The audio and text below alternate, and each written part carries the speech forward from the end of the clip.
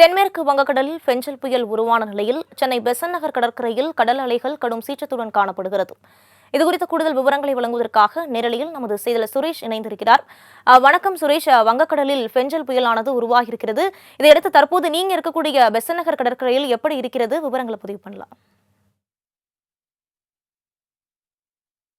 கடலில் உருவாகியுள்ள காற்றழுத்த நிலை என்பது தற்போது புயலாக மாறியுள்ளது. நாம் தற்போது பெசன்ட் நகரில் இருக்கக்கூடிய கடற்கரை தான் நாம் நின்று கொண்டிருக்கிறோம். அதாவது இந்த கடற்கரையில் வழக்கத்தை விட குறைந்தபட்சமாக 5 அடியிலிருந்து 8 அடிக்கு என்பது கடலுடைய சீற்றம் என்பது மிக முக்கியமாக இது சுற்றுலா தலமாக இருப்பதால் நாள்தோறும் ஆயிரக்கணக்கான மக்கள் இங்க வருவது வழக்கம். அந்த வகையில இன்னைக்கும் இங்க அதிகமான மக்கள் இந்த கடற்கரைக்கு வந்திருக்கிறதை நம்மால் பார்க்க முடிகிறது.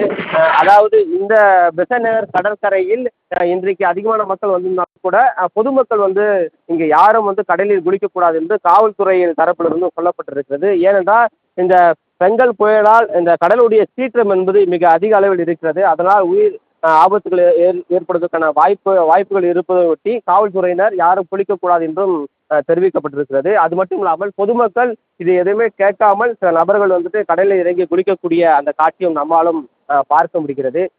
அது மட்டும் இல்லாமல் பெசன்ட் நகர் கடற்கரையுடைய சீற்றம் மட்டும் இல்லாமல்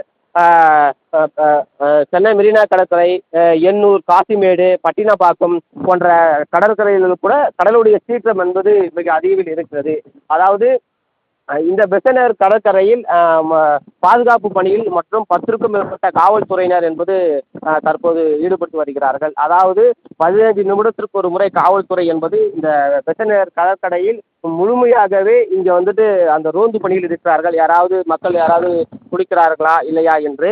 அப்படி குளிக்கக்கூடியவர்களை அந்த காவல்துறையை அங்கிருந்து அப்புறப்படுத்துகிறார்கள். ஆனால் அதையும் கேட்காமல் பொதுமக்கள் கடலில் இறங்கி அந்த குளிக்கக்கூடிய அந்த காட்சியும் நம்மால் பார்க்க முடிகிறது.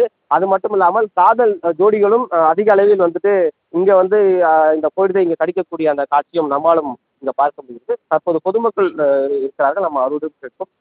சார், இங்க கடலுடைய சீற்றம் என்பது இப்ப ரொம்ப அதிகமாக இருக்கிறது. காவல்துறை தரப்புல இருந்து இங்க யாரும் பொதுமக்கள் கடலில் இறங்கி குளிக்கக்கூடாதுன்றாங்க. ஆனா அதையும் மீறி சில பொதுமக்கள் குளிக்கிறாங்க. இது நீங்க எப்படி பாக்குறீங்க? மக்களும் கொஞ்சம் அவேர்னஸோட இருக்கணும். போலீஸும் அதுக்கான நெசசரி ஆக்ஷன் எடுக்கணும். நம்ம இயற்கையை ரசிக்கலாம். பட் இந்த மாதிரி டைமில் கொஞ்சம் தள்ளி நின்று பார்க்கறது நல்லது. இந்த மாதிரி பீச்சில் இறங்கி நம்ம போய் விளையாடுறது அது எனக்கு தெரிஞ்சு ரொம்ப ரிஸ்க்கு தான். அது ஏன்னா சேஃப்டி கிடையாது. ஏன்னா அலையோட சீற்றம் பயங்கரமாக இருக்கிறதுனால கொஞ்சம் மக்களும் கொஞ்சம் கேர்ஃபுல்லாக இருக்கணும். ஓகே, இது இந்த மாதிரி ஒரு கிளைமேட் சென்னை அனுபவிச்சிருக்காது. குளிர் ப்ளஸ் புயல்ன்றது. ஸோ பட் மக்கள் கொஞ்சம் அவேர்னஸோட பீச்சில் இறங்கும்போது கொஞ்சம் பார்த்து இது பண்ணுவோம். எனக்கு தெரிஞ்சு கரையோரம் இருந்து இது பண்ணிட்டு போகிறது நல்லது. போலீஸும் கொஞ்சம் ப்ரிகாஷனாக ஏதாவது கொஞ்சம் யாருன்னா இருந்தாங்கன்னா நல்லது. எனக்கு தெரிஞ்சு இங்கே யாரும் நான் இது வரைக்கும் பார்க்கல.